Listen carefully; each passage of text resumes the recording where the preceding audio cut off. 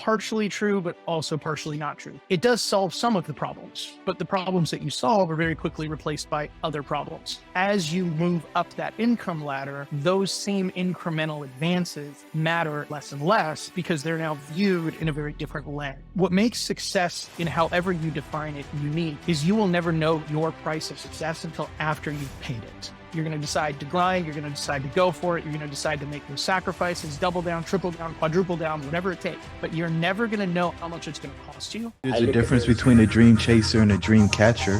Hey, everybody, and welcome to the Dream Catchers podcast. I'm your host, Jerome, and I've got Jonathan Cronstadt in the building with me, better known as Jcron. And if you are ready for a serious conversation, I think you're going to be very pleased with what you hear on the other end of this episode. Jcron, how are things out west? What are you in, like San Diego? Everything's wonderful, Jerome. Down here in Southern California, the sun is almost always shining, and it's definitely shining today. So no complaints. Great to be here with you. Thanks for jumping on with me, man. So I saw you in the front of a room and you were giving the story. I think you called it a double unicorn. Was it your 7-step process for a double unicorn exit? Was that the name of the talk? Yeah, correct. So for those of you listening, Coach Jerome and I met at Roland Frazier's Consulting for Equity event in San Diego. And Roland and I have been friends for about a decade, almost decade and a half. And so what Roland asked me to do is he's really been pushing me to codify my framework and views on business for a very long time. And one of the jokes that always came out of me speaking at any event post my exiting operations at Kajabi is everybody always would joke about, well, how'd you do it? How'd you do it? How'd you do it? And my joke was always, well, I don't really have my, 7-point never fail double unicorn checklist with me. And so the joke really kind of carried on until I actually started sitting down, writing a book and kind of putting these frameworks into practice. And I asked Roland, I was like, I think I've got the name, and the name is going to be $1 Billion Bullseye for the book. But I don't know that I'm crystal clear on the subhead or kind of how I want to present this. And Roland's like, oh, it's easy. It's your 7-point almost never fail double unicorn checklist. And I was like, okay, we'll make it that. So that became the keynote presentation that you saw, which is basically an overview of what the book will be. And that's how we got to that. It just like all great stories, it was a complete joke that then took on a life of its own. So I was listening to one of the interviews that you've done, and you don't do many. So really grateful for the opportunity to sit with you today. And the guy was asking you, like, how did you put the plan together to go from like Joe Polish's thing to Digital Marker to Kajabi? And you basically told him that you didn't have a plan. It just kind of worked out that way. And so I want to go there. Yeah, my joke is always that God watches out for fools and little children, and I'm half of each. So that's pretty much how most of my career stacks up. I'd say that if you mine it for threads, the common threads are going to be relationships, delivering value, and those are really the two frameworks that I approach everything from, is namely, how can I make this relationship something that becomes an opportunity to really get to know somebody over the long term and have them become somebody that is in my life for an extended period of time. That's definitely foundation number one. And foundation number two is delivering value. You don't have long-term relationships unless you're delivering value first. So those would be the two foundational elements that you would see probably tie those relationships all together. But as far as a strategic plan of how I got from Joe Polish to where I am today, there's a whole lot of serendipity layered on top of those fundamental values.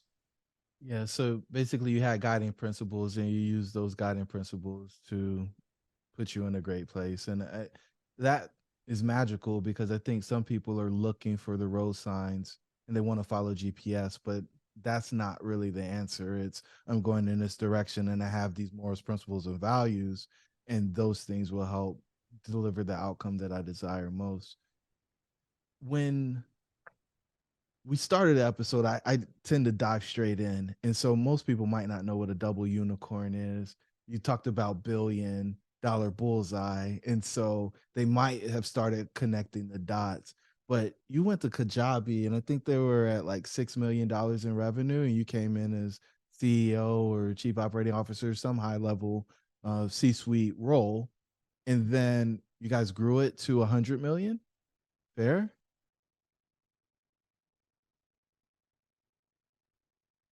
Sorry, looks like I unmuted for a moment there. So if we talk through the story from the beginning, for those of you that are unfamiliar with the term unicorn, it's kind of shorthand in the software as a service world for a company that achieves $1 billion valuation. So that's where unicorn comes in. And Kajabi, when Kenny and I stepped out of our operating roles in July of 21, we had achieved a $2 billion valuation, giving it the double unicorn. So if you look at my journey at Kajabi, I was with Kajabi for approximately 6 years. When I started with Kajabi, the company was doing about $6 million in ARR with approximately 25 or so team members. And when we stepped out of our operating roles in July of 21, we were over 400 team members. We had crossed over 9 figures in revenue and continuing to grow past 100 million and beyond, and a $2 billion valuation led by Tiger Global with TPG, Tidemark, Owl Rock, and Meritech, if you're familiar with the private equity group world. So that's kind of the way the journey went, and that's where the term unicorn comes from. And so, was there like a pot of gold at the end of the rainbow? Because I mean, if we talk about unicorns, we got to talk about rainbows, right? And so, what'd you find when you got to the pot of the gold, if there was one there?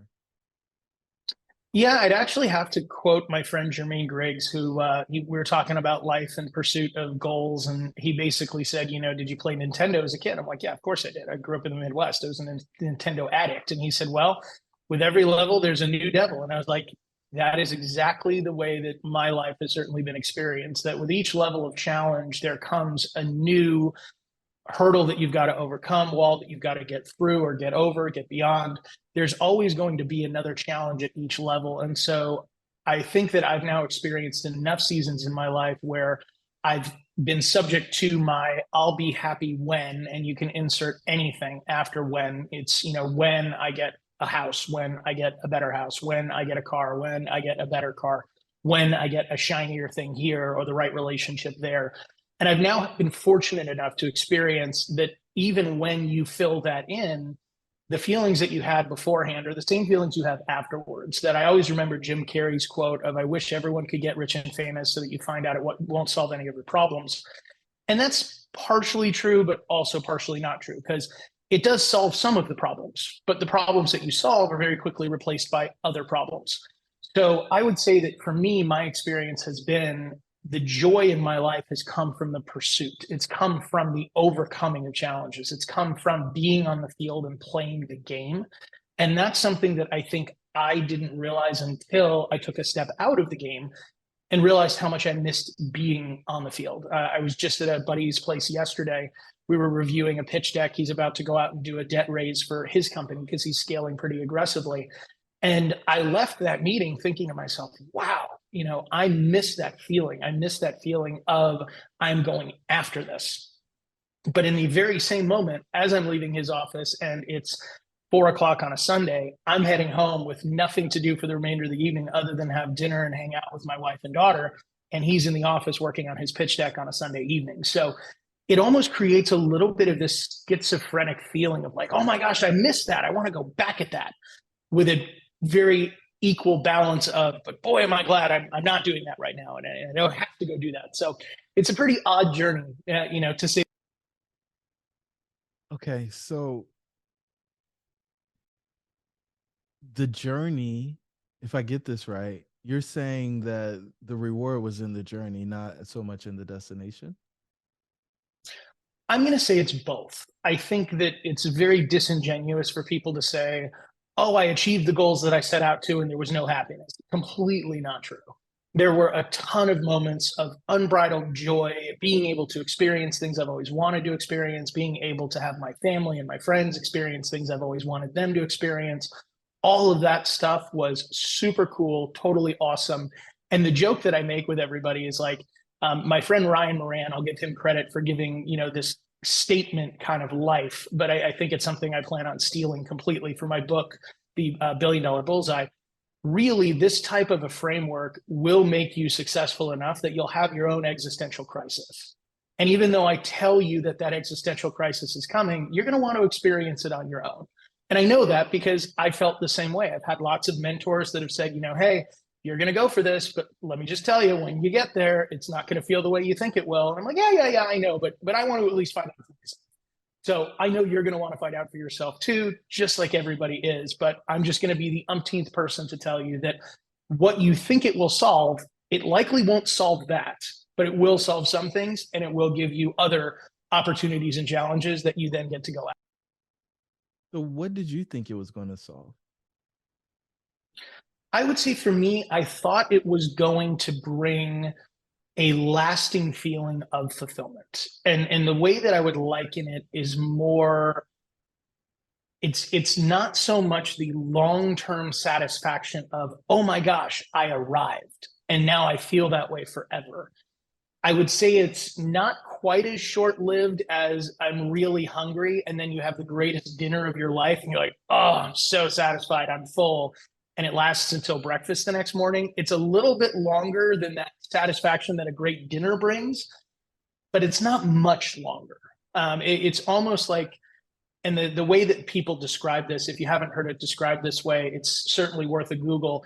It's called the hedonic treadmill or hedonic adaptation. And what it basically means is, like any drug, the more of anything you do, the less meaning it will have, the less impact it will have. So it's sort of like to go from $50,000 a year to $60,000 or $70,000 a year, that's going to have a huge improvement in your life, in what you can experience, in what you're able to do. But as you move up that income ladder, those same incremental advances matter less and less and less because they're now viewed in a very different lens. So it's like the analogy I would use is it's almost like you're going up this staircase, and with each stair you ascend, you think that you're getting to the top, but really all you're getting is a better view of how many stairs you've gone over and how many stairs are still left in front of you. That it's this constant readapting your view based on, wow, I didn't know I could do that. Look how far I've come. And oh my gosh, I now know people that are playing at a level I've never even imagined before. Like when I was down there, all I wanted to be was where I am. And I figured when I was here, that would be it. But now that I'm here, I can see things that I've never seen before. And now all of a sudden it's like, wow, it'd be cool to go for that. So it's a very interesting experience. And the other thing that I found for me, that for everybody listening today to, Coach Jerome and being plugged into things like this, which I can't overstate how valuable that is for your life, your mental state, like listening to this rather than listening to the news is the best thing you can do for yourself. But what makes success, in however you define it, unique is you will never know your price of success until after you've paid it. That it's one of the few things that you have to decide you're going to buy it, and you won't know what it costs you until after you've already purchased it. So you're going to decide to buy it. You're going to decide to grind. You're going to decide to go for it. You're going to decide to make those sacrifices, double down, triple down, quadruple down, whatever it takes. But you're never going to know how much it's going to cost you until after it happens. It might be a year. It might be 10. It might be 50. It might be Walt Disney, 4 personal bankruptcies to get the park open for the first time, but then he created Walt Disney World. So you don't know what your price is going to be. All you can choose is whether or not you're going to pay it and whether or not you're going to keep committing to pay it. And then eventually you'll be able to look back and say, okay, this is what it cost me. This is what it cost me in time, effort, ingenuity, and intelligence. This is what I paid for how I define success. So this freedom thing, well, you said fulfillment, but what I found with talking with folks is most of them are trying to find financial freedom, right? They're chasing the F of freedom, but it seems like you've already realized like freedom isn't the game, fulfillment is the game. What happened that switched that for you, or were you already there and you didn't think financial freedom was the thing we should be chasing? I think in a way, financial freedom is it's a hard concept because if you really reduce it down, so let's just say hypothetically today, as an example, let's say you're making $50,000 a year, and financial freedom is you don't have to work. So let's define financial freedom as you only need to do what you want to do when you want to do it within reason. So however you define that, but basically you have freedom over your time and schedule, and you can live the life you want on the terms that you want to live it. Anyone who's pursuing that can have that at any moment they choose. It just requires adjusting your lifestyle. So for example, if someone says, well, I just want time freedom. Well, I mean, homeless people have amazing time freedom and flexibility, very open calendar. Might not be that simply defined. Or, gosh, I just want to be able to own a home. Okay, well, I mean, you could head over to Thailand right now and buy a home for what you're going to pay 1 year in rent in an apartment here, and you can own a home. Well, but I don't want to be homeless, and I don't want to move to Thailand. So it's sort of one of those things. It's like, as you unpack oh no, this is what I want. And it's like, well, but you could have that right now. So why don't you? Why don't you choose to have it in that form? And the answer is because we want financial freedom, but we want financial freedom on the terms that we want it. So it's not just as simple as I want financial freedom. It's I want my life the way that I want it, how I want it, and I want to have the means to do that. That's very different, in my opinion, because if you look at it through the lens of, I just want the freedom, well, you already have the freedom. You can have it at any moment that you want. You're not choosing to exercise it because you're desiring to create it in a different way on different terms, which I think is a valuable, valiant journey. You should be commended for taking it. It's certainly one that I've undertaken myself. But also, by looking at ways that you're defining what financial freedom is, it should come with a commensurate increase in your effort, in your intellect, in all of the things that you will need to apply to reach that goal in the way that you want to reach it. And that's where I think a lot of people, to me, often stumble, that it's, I want this thing, but I want the thing the way I want it. But if I really were to look at the effort, does that match the desired outcome? And oftentimes the answer is no. Like, I mean, my brother, if he ever listens to this podcast, which he won't, hi, Robbie, we've had a lot of these discussions because, my brother's in the Navy and my brother has always wanted to be an entrepreneur. And so we've worked together on 2 or 3 different projects. And, I'll call him up on a Tuesday and it's like, hey, buddy, what are you doing? I'm like, oh, I'm just heading down to do some yoga by the water in San Diego. I'm like, but you said you wanted to launch a company. Like, oh, yeah, but, really want to be learning how to be present and, just kind of really put my mental health first and whatever. And I'm just like, okay, like you can do that, but just don't come complaining to me when, your e-com business doesn't match all of the Instagram influencers you're following because you're still going to the beach to do yoga. Like, sorry, you're not going to have any sympathy from me. Like, tell me that you're working every free hour you have, to quote Gary Vaynerchuk, tell me that you've got your 9 to 5 and you're still working on your 5 to 9 and you're still putting in 10 hours on a Saturday and Sunday. And then tell me, man, I just don't know how I'm going to get there because I'm giving it everything I've got. But everyone who tells me they're giving it everything they've got, I rarely find that they're actually giving it everything they've got. I don't think most people are willing to work that hard. I think they're not. And our generation today, our society today, to me, like if I were to look at the thing that most concerns me as the father of a 2.5-year-old and as someone who has employed a lot of people, that desire is often not there. The work ethic is not there. Like we've grown up in this social media echo chamber of everything perfect, everything shiny, and everything delivered with enough time for a 4-hour morning routine and whatever else. And that's not what built that. Like everyone is looking at nothing but highlight reels, waiting for them to get delivered, and it just doesn't happen. Yeah, I joke that people emulate the end result when they should be focusing on the back end, the thing that nobody wants to show, the mistakes, the failures, the struggles to get there. And so, I mean, you're giving me all types of zingers. You said you don't know the price of your success until you pay it. All you can do is commit and then figure out what the tab is on the backside. I probably added that last part in, but I think that was just what you were offering. No, you're right, though. It's a good way to go. And I mean, even if you take it one step deeper, and by the way, the price of success, you won't know until after you paid it. It's actually not that deep, and it's not even my idea. Like if you go back to the Bhagavad Gita, which is an ancient yogic text, they talk about the fact that we are entitled to our labors, but not necessarily the fruits of them. That, the only choice we get to make is where we apply our efforts. And we hope that we're being intelligent, and we hope that we're being sincere, and we hope that we're going to have the fates smile upon us because we're putting in the work in the right areas, and there will be rewards. But the only choice that we can guarantee choice over is where are we applying that effort? And then the rest of it is hope and odds and everything else. But the only choice you get to make is, where am I going to apply myself? After that, there's a whole lot of serendipity and chance that comes in. Serendipity and chance. So did you ever count what your success costs? Well, I can measure it in years. I can measure it in risk. I can measure it in time and effort. So the way that I would describe my journey is on the risk column. So I, was in the mortgage business during the 2007, 2008 meltdown, went through personal bankruptcy, watched everything go back to the bank, spent probably 3 to 6 months blaming the entire world. And, I was smart. I just was place at the wrong time.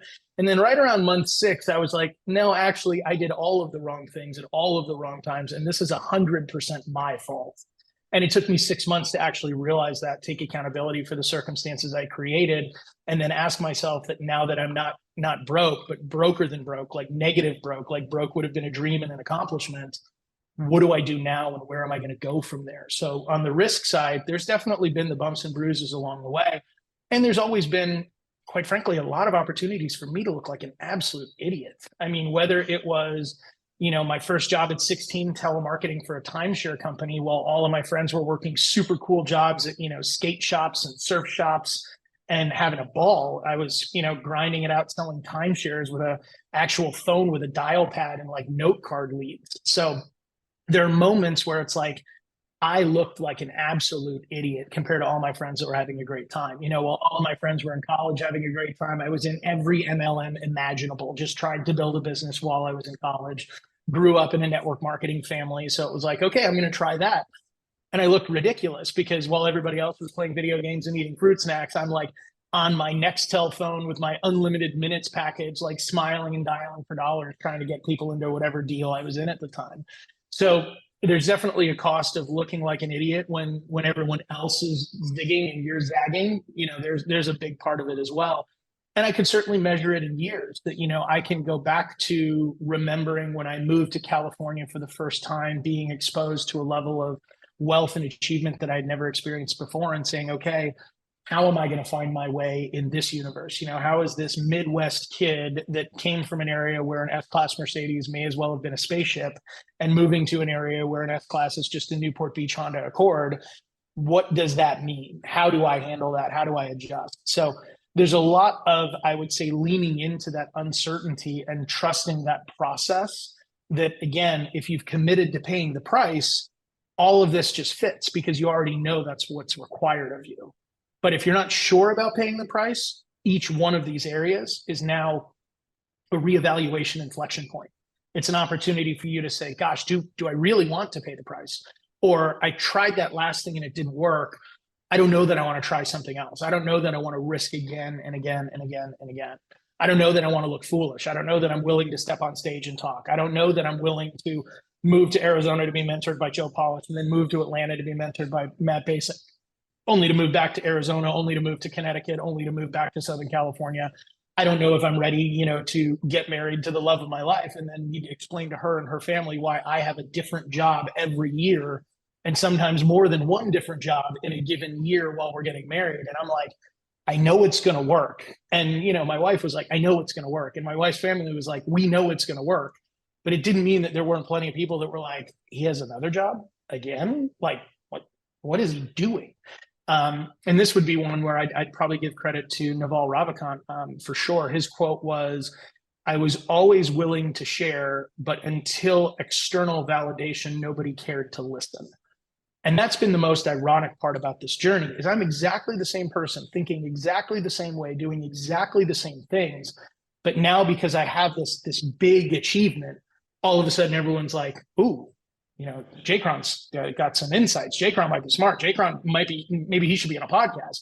And it's so interesting how that one halo effect thing all of a sudden changes everything.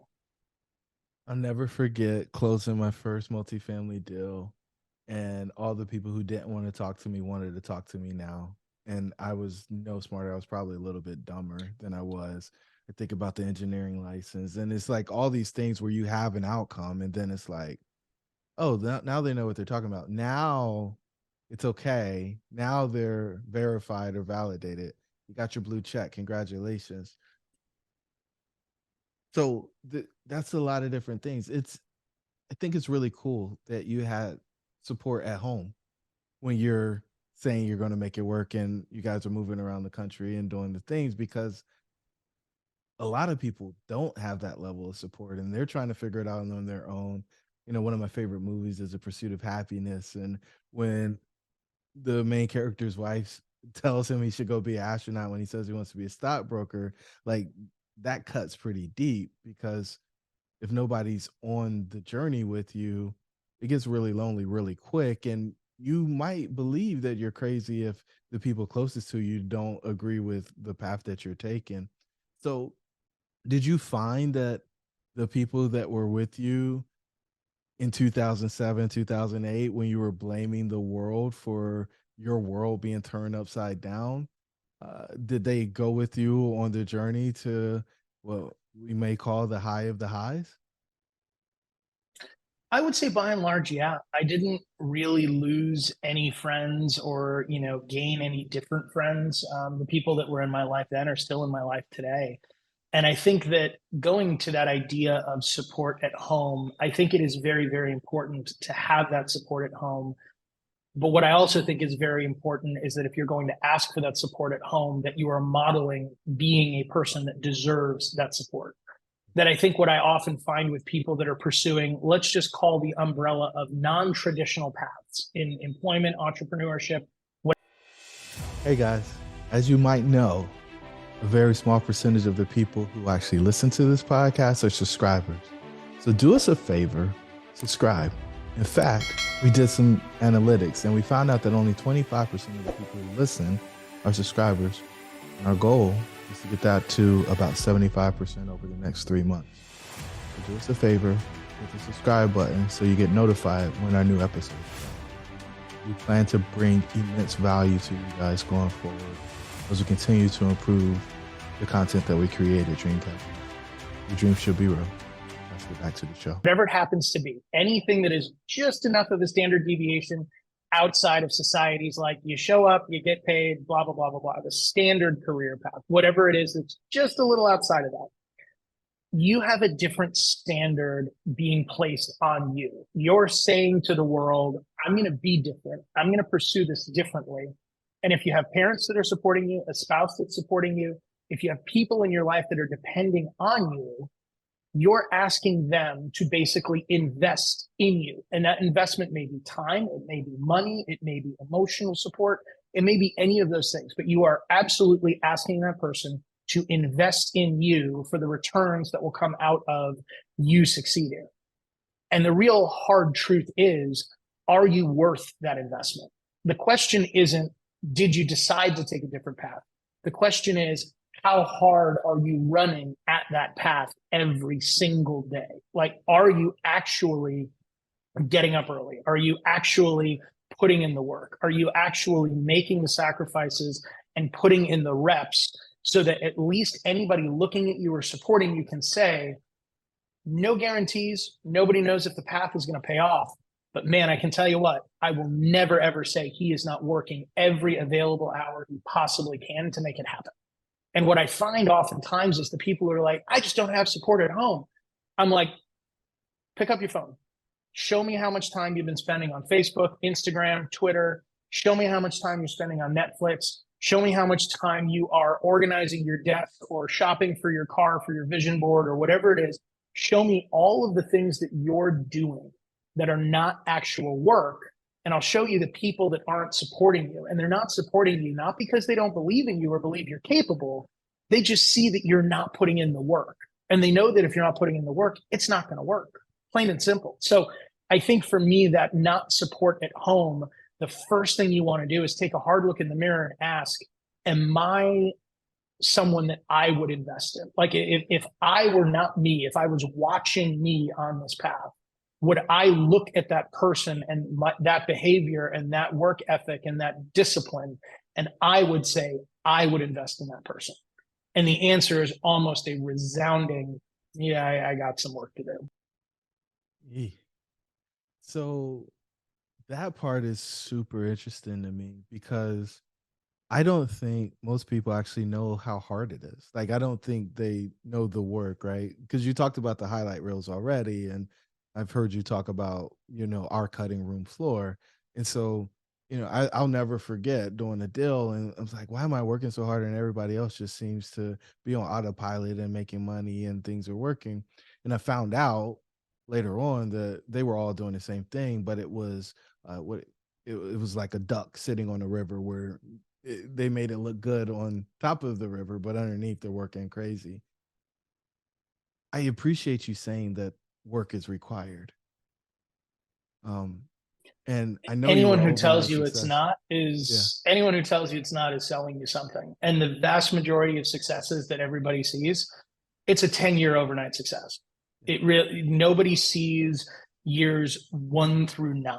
Like today, I only get asked about, wow, what was Kajabi like? And then maybe somebody asks me what led me to Kajabi, but nobody's like, oh, I didn't know you were bankrupt in the mortgage fallout. Oh, I didn't know that you spent 2 years trying to learn this world of online marketing and curriculum and educational products. I didn't know any of that. And it's like, yeah, I know, because those were the roots. That was all of the time below ground before anyone saw anything. And those were the years that the foundation was being built. Bamboo tree. Bamboo tree. So you've mentioned a few names, and I feel like nobody actually is self-made, right? I think there are people who, even if they teach us what not to do, they help us on our journey. And so, do you have some inflection points where somebody showed up and like you could tell that there was a change in trajectory as a result of spending time with them? Oh, massively. Mentors have been a huge role. So if you go back to the earliest mentors I had, it was books. My parents were always really, really big on supporting and investing in my entrepreneurial career. So at first, I got Think and Grow Rich, and I got all, John Maxwell's 21 Irrefutable Laws of Leadership. And I got these books when I was, I don't know, 12, 13 years old. And my parents, whenever the school had a walkathon or Easter candy drive or whatever, I was going door to door and I was putting up the numbers. I was on every leaderboard imaginable because my parents were like, go do this, figure out how to knock on a stranger's door, tell a story about you buying computers for your school and get money for the walkathon, go do your thing.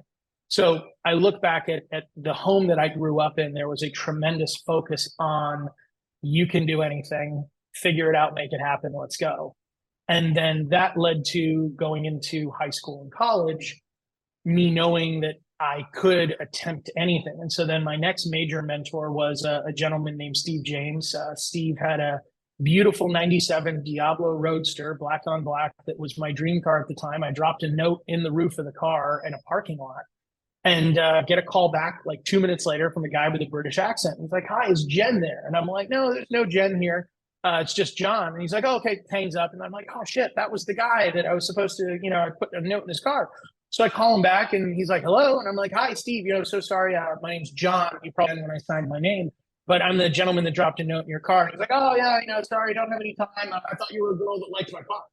And, we hung up and then I called him back and called him once a week for about 2 months. So like 8 or 9 times. And every time he was busy, this, that, and the other. Finally, around like the 9th phone call, he's like, look, if I have lunch with you, will you just stop calling me? And I'm like, yeah, totally.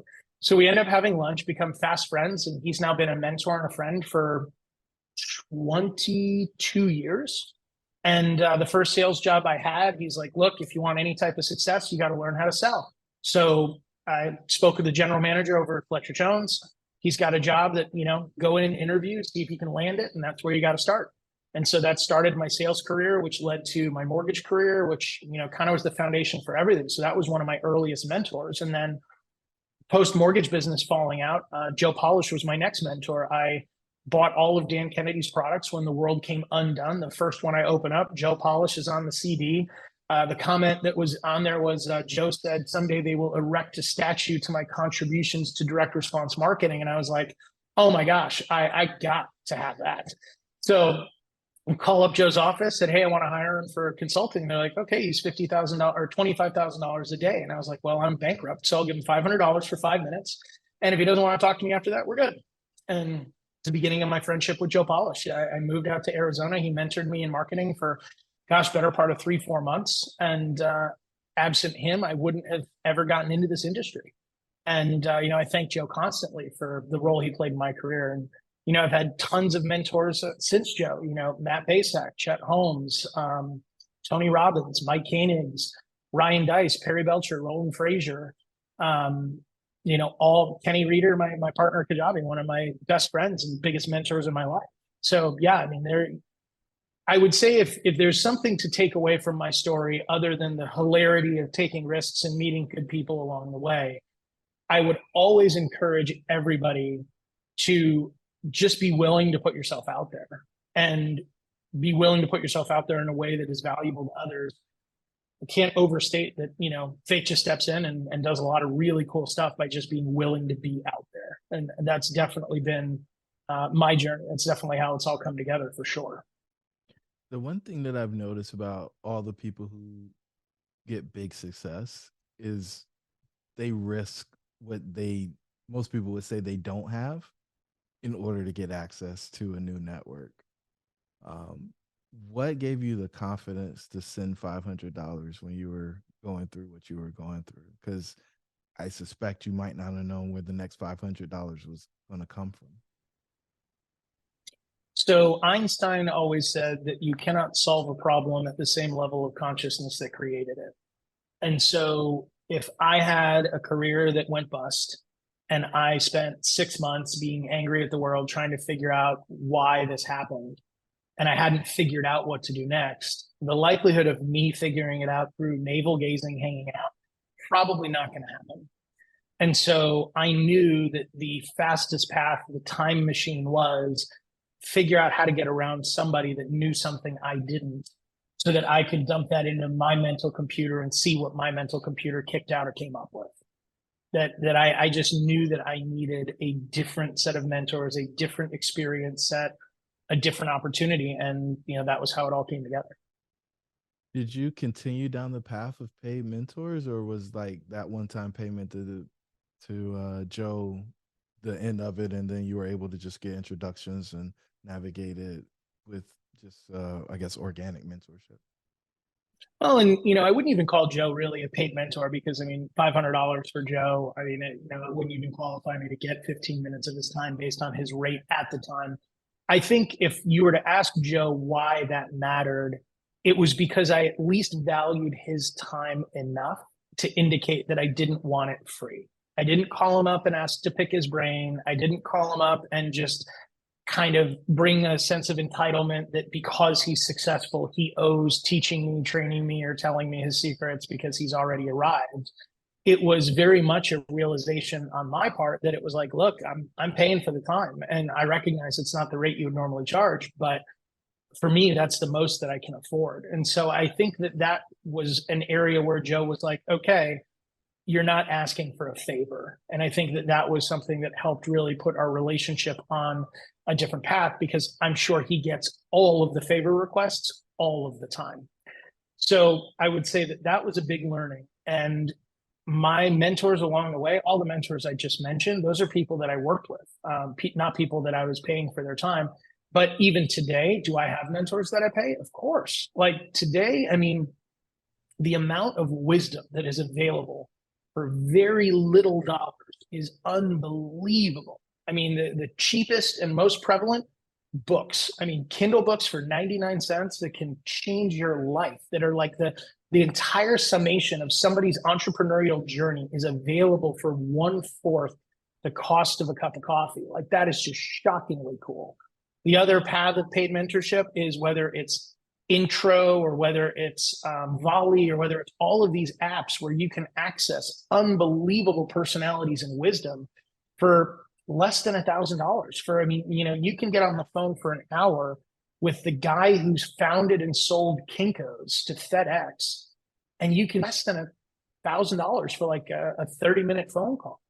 And now, granted, I know there are a lot of you that are listening, they're like, man, $1,000 is a fortune. That's insane. Maybe it is right now. And that's why you should spend the 99 cents on the Kindle book that's going to help you develop the mentality that you then have enough to get the $1,000 phone call that's going to then give you more knowledge and more tweaks to your experience and your approach.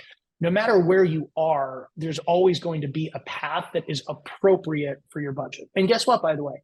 If 99 cents for a Kindle book is too much, great news. Tons of amazing blog articles and podcasts just like this one that cost you $0. So there's never an excuse for you to not be getting better. But there has never been a time in life where there is as much valuable information available for absolutely no charge that only requires you to take action on it. It's never existed before. So the excuse, you just eliminated all the excuses.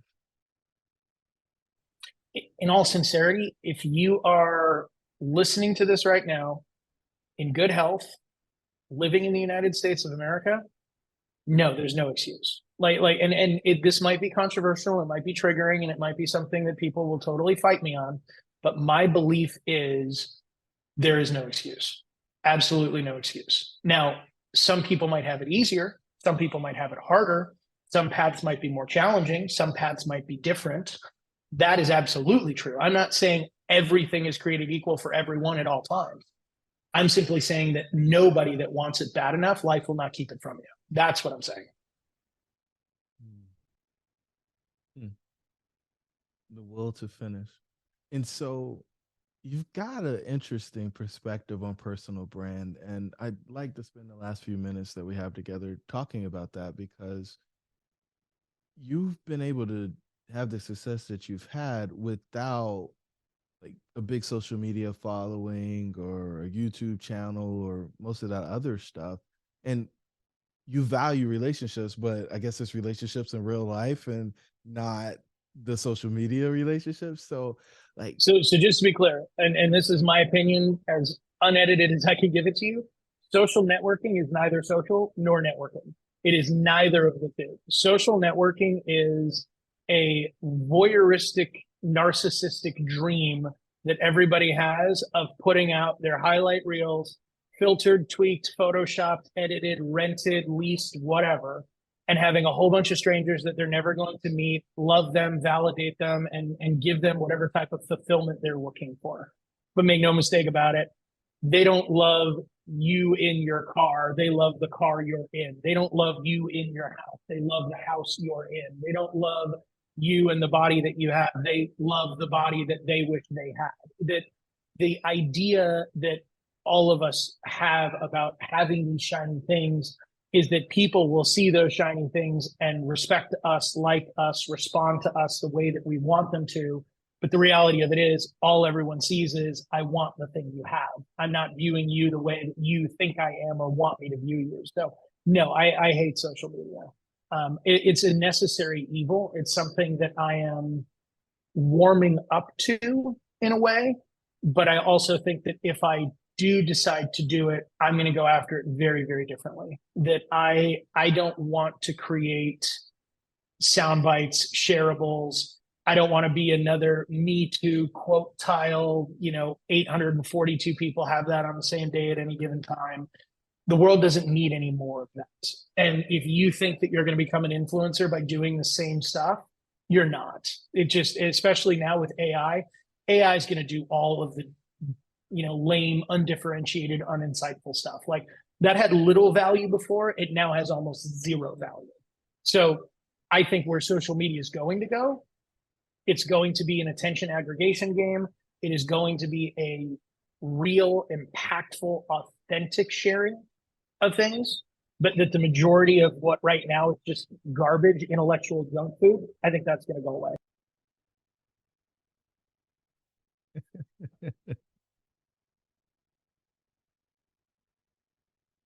No BS, Jcron.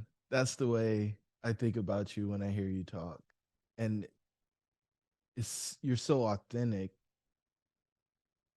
which I feel like is, maybe I'm wrong, maybe I just don't have enough exposure, but I feel like it's rare.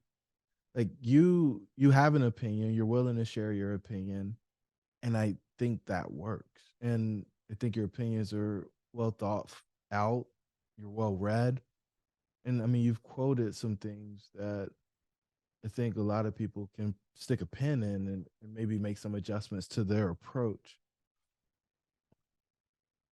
When you think about where you've arrived at now, what would you say is your most valuable possession? Wow, that is a great question. How are we defining possession? Do you mean like anything you can purchase? So, yes, because I'm going to go to the things that money can't buy, probably the next one or two questions. So, anything that you could purchase. I would probably say my favorite item that I would say let's focus on the area that I enthusiastically pursue. And for me, that would be watches. Watches is my favorite thing on the planet.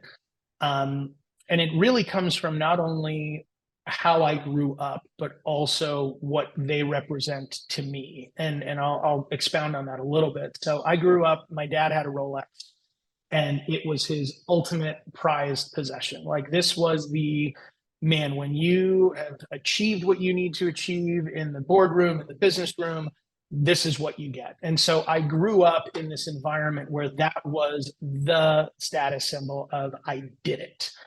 Now, that is what started my love of watches, but it's not actually what really kept it. Because I mean, to this day, I now own watches that my dad had never even heard of. And, I needed to explain to him why they're cool and different because, my dad's a Rolex guy.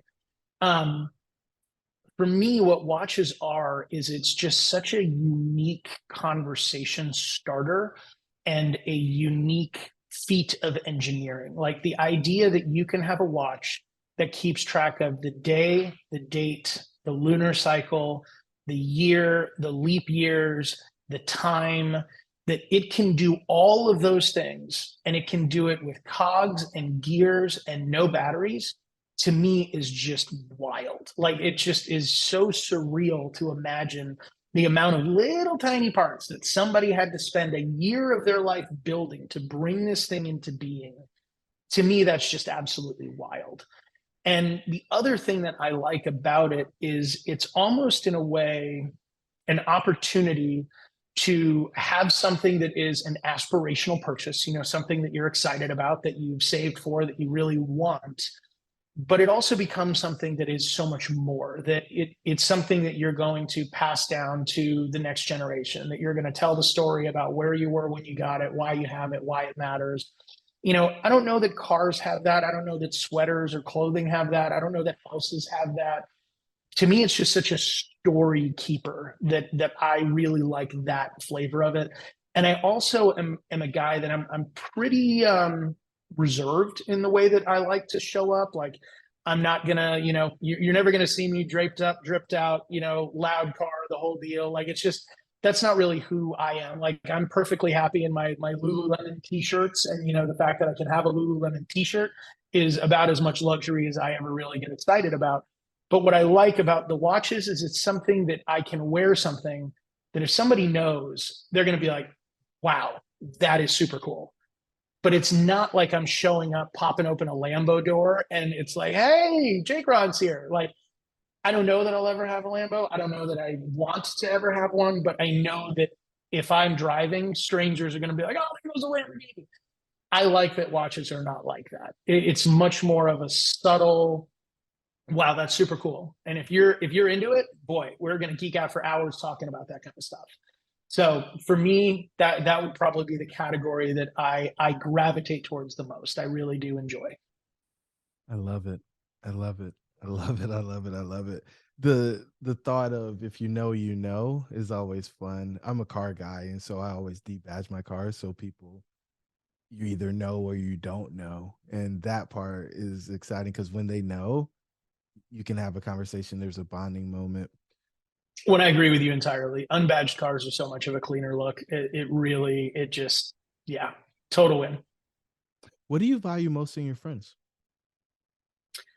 Um, I would probably say I like friends that are, I don't know how I would describe the quality, but I would describe them as, it's never about how long it's been since we talked last. It's about how excited we are that we're talking now. I don't have a lot of friends in my life that are like, oh, dude, I haven't seen you in forever. And it's like, yeah, of course you haven't, because I'm fucking busy. Like, I got shit to do. I'm, trying to take on the world and help people and do cool stuff and build companies and, be a dad and a husband and whatever else. Like, the last thing I need is someone to be like, oh man, I haven't seen you in forever. You don't make time for us anymore. Like, the moment somebody does that, I'm out. Like, I'm just like, dude, like, no. But the friends that I have that are all like, we're busy too. And it's super cool that we get to see each other and spend time. And oh my gosh, how lucky are we that, we got to grab this dinner, grab this drink, grab this trip, whatever. Those are the type of people that I love, because I know they're out doing things too. And I know that whenever we sync up, we're going to talk about the fun stuff that we're doing. It's one of the reasons why I love my YPO brothers, my Young Presidents Organization friends, because it has kind of some rhythms built into it where we're going to see each other once a month. And we might not talk at all in between those meetings, but man, when we get together, we are chopping it up and we're having an amazing time. But there's not this expectation that if we don't hang out once a week, we're somehow not close or not besties or, whatever the kids call it today. I don't know. But for me and friends, it would be that understanding that we're all going at it as best we can. And we might not have as much time, but we are going to maximize the time that we do have. Sounds like grace. Grace would be a good one. Last two questions, man. Thank you so much for being here with us. What's your idea of perfect happiness? I don't know. I would say that I have thought a lot about happiness over the course of the last year and a half of being unemployed. And I would say that I don't know that I would describe it as happiness as much as I would be fulfillment and accomplishment. Those are the feelings that make me feel happy. So like when I'm connecting with my wife and daughter, I'm happy. When I am working on a project that I'm excited about, I'm happy. When I'm actually exercising, which I've been woefully inadequate about, I'm happy. Like in those moments that I'm going after something, I'm happy. But I don't know that happiness absent going after something exists. Like, I don't know if it's just that general state. So for me, the general state, I'm always optimistic. I'm always pumped. I'm always, any day above ground is a good day. A healthy man has many goals. A sick man has only one. Like if you're listening to this and you're healthy and you're awake, hot damn, you got everything going for you. So that's normally my viewpoint on life in general. Everything else is just a bonus. So that's perfect happiness for me would be continuing to find things that I'm excited about pursuing. That would be it. Wow. So making progress towards a worthy pursuit. Yeah. Tony Robbins actually, I think, is the one who described he said happiness equals progress. That you show me someone who feels like they're progressing, I'll show you someone who's happy. Thank you. So you early on in the show, you talked about giving people something, you didn't say it this way, but giving people something to respect. Basically, you're doing the work so they can believe in you. They can believe that you're going to get to the outcome or the thing you're working on. Is that still the same today? I guess the question I'm truly trying to ask you is like, what keeps you accountable, or who keeps you accountable today? It's very much the same way. I mean, as what I can tell you, I've learned in the last year and a half, and I talked about it a little bit on that stage presentation about thinking and drinking, is I have learned that I have only two speeds as a human being. I have my production speed and I have my consumption speed. And if I am not producing, I am only consuming. And if I'm only consuming, I'm sad. If I'm producing, I'm happy. And if I'm producing, I'm not thinking about consuming, which is awesome because it means I'm buying less stupid things that I probably don't need, and I'm working on things that matter.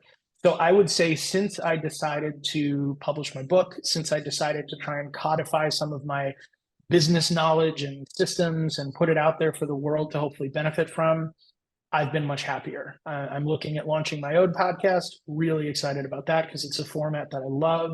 I think it's so cool that we can provide this for anyone who wants to listen to it. I think is super cool. So I would say what I've learned is that production drives out consumption in my life. And that's something that's been a very important lesson for me. And as far as accountability, I mean, my wife, 100%, like she, before I started writing my book, I think she actually made the joke. She's like, I'd really like in and out for lunch. And while you're there, why don't you pick up a job application? And I was like, oh, is it that bad? She goes, yeah, it's that bad. She's like, I can literally see you differently. Like on days that you've had a business stimulating conversation, she's like, you're the man I married. You're a different guy. On days that you've had no business stimulation, you're like sad panda, like walking around lost, trying to invent things to do. And so that's what I mean, where it's like, if you're going to ask people to support you, be the type of person that you would want to support. And I would say I've been very, very fortunate that my wife is extremely supportive and understanding, because this, season has been a weird one to acclimate to. But I think coming out of it, there's now more clarity than ever on what I'm excited about and how I want to pursue it. So she would definitely be the one that, keeps me grounded, keeps me, all of those things. There is a magic to the fact that even though I can go hop on a stage and tell a story and have people be like, oh my gosh, I can't believe you did that. My wife's going to be the type that's like, yeah, crushed it on stage, honey, nice job. But, we still got to take the garbage out. So, don't forget.